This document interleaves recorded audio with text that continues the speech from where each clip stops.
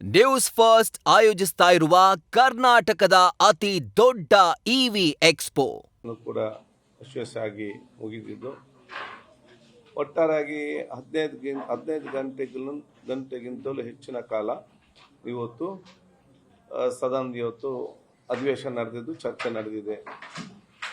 ಇವತ್ತು ಸಮಾಜದ ಮತ್ತು ರಾಜ್ಯದ ಬೇರೆ ಬೇರೆ ವಿಚಾರ ಸಂಬಂಧಪಟ್ಟ ಹಾಗೆ ಬಹಳಷ್ಟು ಸದಸ್ಯರು ಇವತ್ತು ಮಾತಾಡಿದ್ದಾರೆ. ಸರ್ಕಾರ ಕೂಡ ಉತ್ತರ ಕೊಟ್ಟಿದೆ.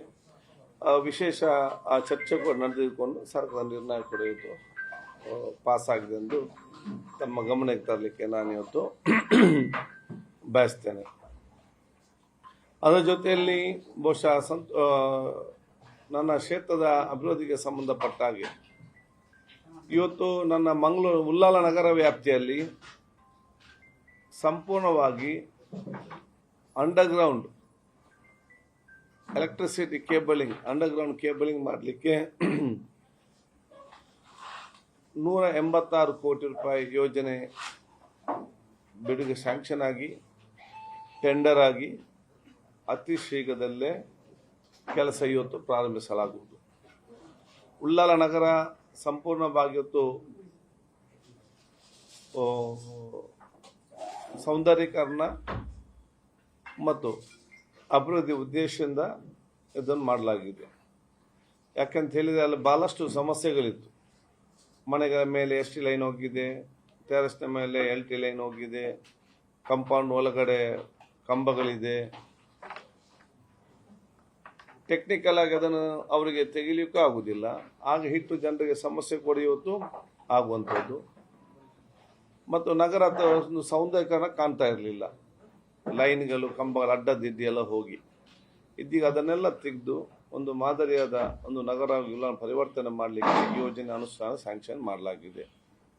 ಅದೇ ರೀತಿ ಇನ್ನು 30 ವರ್ಷ ಜಾಸ್ತಿ ಆದರೂ ಕೂಡ ಉಳ್ಳಾಲ ನಗರಕ್ಕೆ ನಮ್ಮ ಕ್ಷೇತ್ರಕ್ಕೆ ಯಾವುದೇ ಇವತ್ತು ವಿದ್ಯುತ್ ಶಕ್ತಿನ ಅಭಾವ ಉಂಟಾಗಬಾರ್ದು. ಅದು ಎಷ್ಟೇ ಫ್ಯಾಕ್ಟ್ರಿ ಬರಲಿ, ಎಷ್ಟೇ ಬಿಲ್ಡಿಂಗ್ಸ್ ಬರಲಿ, ಎಷ್ಟೇ ಇವತ್ತು ಯೋಜನೆಗೆ ಬರಲಿ.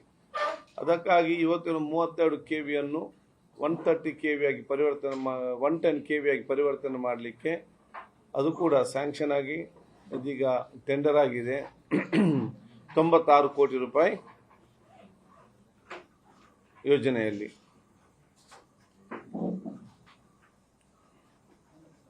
ನಮ್ಮ ಕೋಟೆಪುರದಿಂದ ಉಳ್ಳಾಲಕ್ಕೆ ಸಂಪರ್ಕಿಸುವಂತಹ ಒಂದು ಐತಿಹಾಸಿಕ ಒಂದು ಸೇತುವೆ 252 ಕೋಟಿ ರೂಪಾಯಿ. ಈಗ ಅದಕ್ಕೆ ಎಲ್ಲ ಹಂತ ಕೂಡ ಅಪ್ರೂವ್ ಆಗಿ ಟೆಂಡರ್ ಕರೀಲಿಕ್ಕೆ ಇವತ್ತು ಸೂಚಿಸಲಾಗಿದೆ. ಇದು ನಮ್ಮ ಉಳ್ಳಾಲ ಕ್ಷೇತ್ರಕ್ಕೆ ಮಾತ್ರ ಅಲ್ಲ, ಇದು ಮಂಗಳೂರು ನಗರಕ್ಕೆ ಕೂಡ ಇವತ್ತು ಪ್ರಯೋಜನ ಇವತ್ತು ಆಗ್ತದೆ. ಯಾಕೆಂತ ಹೇಳಿದ್ರೆ ವಾಹನ ಸಂಚಾರ ಇನ್ನು ಭಾಳಷ್ಟು ದಟ್ಟಣೆ ಕಡಿಮೆ ಆಗ್ತದೆ. ಒಂದು ತಾವು ಈಗಾಗಲೇ ಅವತ್ತು ಮಾಡಿದಂಥ ಯೋಜನೆ ನಮ್ಮ ಮಹಾಕಾಳಿ ಅಂಡರ್ಗ್ರೌಂಡ್ ಪಾಸಾಗಿ ಕೂಡ ಇದು ಉಳ್ಳಾಲಕ್ಕೆ ಕೂಡ ಭಾಳ ಪ್ರಯೋಜನ ಆಗುವಂಥದ್ದು. ಈ ಒಂದು ಬ್ರಿಡ್ಜ್ ಆದರೆ ಆಲ್ಟರ್ನೇಟಿವ್ ರಸ್ತೆ ಮತ್ತು ಹೈವೇ ಬಿಟ್ಟು ಒಂದು ಗ್ರಾಮದಿಂದ ಒಂದು ಗ್ರಾಮಕ್ಕೆ ಸಂಪರ್ಕಿಸುವಂಥ ಇಷ್ಟು ದೊಡ್ಡ ಸೇತುವೆ ಎಲ್ಲಿಯೂ ಕೂಡ ಇಲ್ಲ. ಇದು 1.5 ಕಿಲೋಮೀಟರ್ನ ಉದ್ದಷ್ಟು ಎಷ್ಟು ನೇತ್ರಾವತಿ ಬ್ರಿಡ್ಜ್ ಇದೆಯಾ ಅಷ್ಟೇ ಪ್ಯಾರಲ್ ಆಗಿ ಬರ್ತದೆ ಮತ್ತು ಸಮುದ್ರಕ್ಕೆ ಅಷ್ಟೇ ಹತ್ತಿರದಲ್ಲಿರ್ತದೆ. ಇದು ಬರೀ ಒಂದು ವಾಹನ ಸಂಚಾರ ಆಗುವಂಥ ಒಂದು ಸೇತುವೆ ಮಾತ್ರಲ್ಲ, ಇದು ಇಡೀ ಪ್ರವಾಸೋದ್ಯಮವನ್ನು ಇವತ್ತು ಆಕರ್ಷಿಸುವಂಥ ದೊಡ್ಡ ಮಟ್ಟದ ಬ್ರಿಡ್ಜ್ ಆಗಿದೆ. ನಾವು ವಿದೇಶದಲ್ಲಿ ಹೋದಾಗ ನಾವು ನೋಡಿದ್ದೇವೆ, ಬರೀ ಒಂದು ಬ್ರಿಡ್ಜಿನಿಂದಾಗಿ ಎಷ್ಟೋ ಇನ್ಕಮ್ ಇವತ್ತು ಆಗ್ತಾ ಇದೆ. ಅದರ ಕೆಳಗಡೆ ಇವತ್ತು ಸಂಪೂರ್ಣವಾಗಿ ಬ್ಯೂಟಿಫಿಕೇಶನ್ ಮಾಡಲಿಕ್ಕೆ ಕೂಡ 30 ಕೋಟಿ ರೂಪಾಯಿ ಯೋಜನೆ ರೂಪಿಸಲಾಗಿದೆ. ಅದನ್ನು ಮುಂದಿನ ಅನುದಾನ ಬಿಡುಗಡೆ ಮಾಡ್ತೇನೆ. ಅಲ್ಲಿ ಹೋಟೆಲ್ಸ್, ರೆಸ್ಟೋರೆಂಟ್ಸ್, ಪಾರ್ಕ್ಸ್ ಮತ್ತು ಬೋಟ್ ಜಟ್ಟಿಗಳು ಮತ್ತು ಅಲ್ಲಿ ಬರುವಂಥ ದೀಪದಲ್ಲಿ ಕೂಡ ನೇರವಾಗಿ ಬ್ರಿಡ್ಜಿಂದ ಜನಸಾಮಾನ್ಯರಿಗೆ ಇಳಿದು ಹೋಗ್ಲಿಕ್ಕೆ, ಯಾಕಂದರೆ ನಾವೊಂದು ಸಿ ವ್ಯೂ ಬೇ ಮಾಡಿದ್ದೇವೆ. ಈ ಬ್ರಿಡ್ಜಿನಲ್ಲಿ ನೇರವಾಗಿ ಆ ದ್ವೀಪಕ್ಕೆ ಇಳಿಲಿಕ್ಕೆ ಸ್ಟೆಪ್ಸ್ ಕೂಡ ಮಾಡ್ತೇವೆ. ಬೋಟ್ ಸಂಚಾರ ಕೂಡ ಇವತ್ತು ಇದೆ. ಸೊ ಮುಂದಿನ ದಿನಗಳಲ್ಲಿ ಒಂದು ದೊಡ್ಡ ಮಟ್ಟದ ಡೋರಿಡೋರ್ ನಜರ್ ಸೀನಿಯರ್ ಫ್ಯೂಚರ್ನಲ್ಲಿ ಯಾವ ರೀತಿ ಇದನ್ನು ಡೆವಲಪ್ಮೆಂಟ್ ಮಾಡಿಕೊಂಡು ಹೋಗಲಿಕ್ಕೆ ಬೇಕಾಗುವಂತೆಲ್ಲ ಅಂಶಗಳನ್ನು ಅದು ಈಗ ನಾವು ಒಂದು ಪ್ಲ್ಯಾನ್ ಮಾಡಿ ಇಟ್ಟಿದ್ದೇವೆ. ಇದರ ಜೊತೆಯಲ್ಲಿ ನನ್ನ ಕ್ಷೇತ್ರಕ್ಕೆ ಪುನರ್ವಿಂಗನಾಡ್ ಅಂತ ಕ್ಷೇತ್ರ ಕೆಲವು ಬಂಟ್ವಾಳದಿಂದ ಬಂದಿತ್ತು, ಕೆಲವು ಉಳ್ಳಾಲದಿಂದ ಕ್ಷೇತ್ರ ವ್ಯಾಪ್ತಿಯಾಗಿತ್ತು. ಅದಕ್ಕಾಗಿ ಬಹುಶಃ ಈಗ ನಾನು ಏನಾದರೂ ನನಗೆ ತುಂಬೆ ಮತ್ತು ಮೇರಮಜಲಕ್ಕೂ ನನ್ನ ಕ್ಷೇತ್ರ ಆಗಿದೆ. ನಾವೇನಾದರೂ ಈ ಕಡೆ ತೊಕ್ಕೋಟಿಂದ ಹೋಗಿ ಮತ್ತೆ ಬರಬೇಕಾದ್ರೆ ಮೇಲ್ಕರ್ ಹೋಗಿ ಬಂಟ್ವಾಳ ಹೋಗಿ ಬಿಸಿರು ಹೋಗಿ ನಾವು ಹೀಗೆ ಬರಬೇಕು, ಅಥವಾ ನಾವೇನಾದರೂ ನಾನು ಫಸ್ಟ್ ತುಂಬಿ ಹೋಗಿ ಮತ್ತೆ ಕ್ಷೇತ್ರಕ್ಕೆ ಬರಬೇಕು, ಮತ್ತೆ ಸುತ್ತುವರೆದು ಬರಬೇಕು. ನನ್ನ ಕ್ಷೇತ್ರದವರು ಏನಾದರೂ ಅಡ್ಡರು ಈ ಕಡೆ ಹೋಗಬೇಕಾದ್ರೆ ಮುಡಿಪಿನಾಗಿ ಭಾಳ ಕಷ್ಟದ ಪರಿಸ್ಥಿತಿ. ಅದಕ್ಕೆ ಒಂದು ನಾವು ಹರೇಕಾಲದಿಂದ ಬ್ರಿಡ್ಜ್ ಮಾಡಿದ್ದೆವು. ಇದೀಗ ಅದೇ ರೀತಿಯ ಬ್ರಿಡ್ಜ್ ಓನ್ಲಿ 62 ಕೋಟಿ ರೂಪಾಯಲ್ಲಿ ಸ್ಯಾಂಕ್ಷನ್ ಆಗಿ ಟೆಂಡರ್ ಹಂತಕ್ಕೆ ಇವತ್ತು ಬಂದಿದೆ. ಅದು ನೇರವಾಗಿ ಸಚ್ಪದಿಂದ ತುಂಬೆಗೆ ಬಂದು ಜಾಯಿನ್ ಆಗ್ತದೆ. ಒಂದು ಕಡೆ ನನಗೆ ನೇತ್ರಾವತಿ ಎಂಟ್ರೆನ್ಸ್, ಇನ್ನೊಂದು ಗಡುವಿಗೆ ಈ ಎಂಟ್ರೆನ್ಸ್, ಈ ಬ್ರಿಡ್ಜ್ ಇದೊಂದು ಚೌಕಟ್ಟು ನಿಲ್ಲುವಂಥ ವಿಚಾರ ಕೂಡ ಇವತ್ತು ಆಗಿರುವಂಥದ್ದು. ಇದೆಲ್ಲವೂ ಕೂಡ ನಾನು ಶಾಸಕನಾಗಿ ಸ್ಪೀಕರ್ ತಕ್ಷಣವೇ 6-8 ತಿಂಗಳಲ್ಲಿ ಇದಕ್ಕೆ ಅಪ್ರೂವ್ ಮಾಡಿದಂಥ ಕೆಲಸ ಕಾರ್ಯಗಳು ಈಗ ಅದು ಒಂದು ಫೈನಲ್ ಹಂತಕ್ಕೆ ಬಂದು ಸಂಪಾದಿಸುವ. ಇನ್ನು ಮುಂದೆ ಏನಾಗಬೇಕು ಅದಕ್ಕೆಲ್ಲ ಯೋಜನೆ ನಾನು ಈಗಾಗಲೇ ಪ್ರಪೋಸಲ್ ತಯಾರು ಮಾಡಿದ್ದೇನೆ. ಅದು ಈಗಾದರೆ ಕೆಲವು ಸಮಯ ನಂತರ ಖಂಡಿತವಾಗಿ ಅದು ಆಗ್ತದೆ. ಅದು ಆದರೆ ಬಹುಶಃ ನಮ್ಮ ಊರ ಅಭಿವೃದ್ಧಿ ಮತ್ತು ಡೆವಲಪ್ಮೆಂಟ್ ಬಹುಶಃ ಎಲ್ಲ ನಗರಕ್ಕಿಂತ ಮತ್ತು ಎಲ್ಲ ಕ್ಷೇತ್ರಕ್ಕಿಂತಲೂ ಹೆಚ್ಚಿನ ಒಂದು ಡೆವಲಪ್ಮೆಂಟ್ ಆಗಲಿಕ್ಕೆ ಮತ್ತು ಜನರಿಗೆ ಪ್ರಯೋಜನ ಆಗುವ ದೊಡ್ಡ ಮಟ್ಟ 2 ಯೋಜನೆ ಆಗಿದೆ ಅಂತ ಹೇಳಲಿಕ್ಕೆ ನಾನು ಇವತ್ತು ಬಯಸುವಂಥದ್ದು. ಇದ್ರದ್ದೇನು ಅಂಡರ್ಗ್ರೌಂಡ್ ಕೇಬಲಿಂಗ್ ಹೇಳಿದ್ರಲ್ಲ, ಅದು ಯಾವ ಸ್ಕೀಮ್ ಅಡಿಯಲ್ಲಿ ಮಾಡುತ್ತೆ, ನಮ್ಮ KPTCL ಮುಖಾಂತರ ಮಾಡಿಸುವಂಥದ್ದು.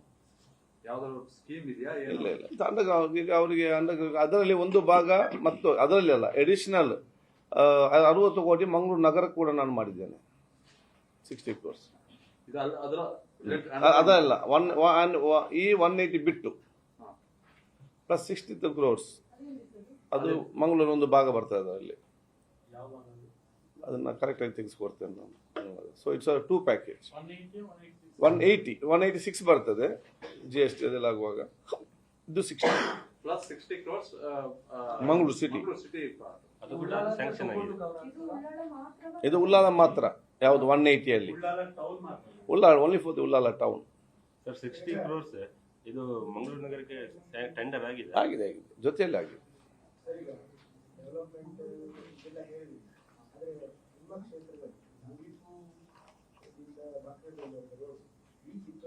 ಎಲ್ಲಿ ಹೋಗಿದೆ? ಎಲ್ಲಿಂದ? ಆಲ್ರೆಡಿ ಟೆಂಡರ್ ಅಲ್ಲ, ಆಲ್ರೆಡಿ ಕೆಲಸ ಸ್ಟಾರ್ಟ್ ಮಾಡೋದು ಪ್ರೊಟೆಸ್ಟ್ ಮಾಡ್ತಾರೆ. ಅದು ರಸ್ತೆ ನಾವು ನವೋದಯ ಸ್ಕೂಲ್ ತನಕ ಆಗಿತ್ತು. ನವೋದಯ ಸ್ಕೂಲಿಂದ ಬಾರ್ಡರ್ವರೆಗೆ 3.5 ಕೋಟಿ ರೂಪಾಯಿ ಸ್ಯಾಂಕ್ಷನ್ ಆಗಿ ಟೆಂಡರ್ ಆಗಿ ಶಂಕುಸ್ಥಾಪನೆ ಕೆಲಸ ಪ್ರಾರಂಭ ಮಾಡಿ ಎಲ್ಲಿ ಮೋರಿಬೇಕು, ಎಲ್ಲಿ ಅದು ಕೆಲಸ ನಡೀತಾ ಇದೆ. ನೀವು ಒಂದು ರೌಂಡ್ ಹೋಗಿ ಬಂದು ನಿಮಗೆ ಗೊತ್ತಾಗ್ತದೆ. ಅಲ್ಲಿ ಡ್ರೈನ್ ಎಲ್ಲಿ ಬೇಕು, ಮೋರಿ ಎಲ್ಲಿ ಬೇಕಂತೇಳಿ ಕೆಲಸ ನಡೀತು. 15 ದಿವಸ ಆಯಿತು, 15 ದಿವಸ ಕೆಲಸ ನಡೀತಾ ಇದೆ. ಕೆಲವರಿಗೆ ಅದರ ABC ವಿಷಯವನ್ನೇ ಗೊತ್ತಿರೋದಿಲ್ಲ. ಈ ಕೆಲಸ ಮಾಡುವಾಗ ಒಂದು ಮಾಧ್ಯಮದಲ್ಲಿ ಒಂದು ಪ್ರಚಾರ ಬರಬೇಕಂತೇಳಿ ಬಂದು ನಿಲ್ತಾರೆ.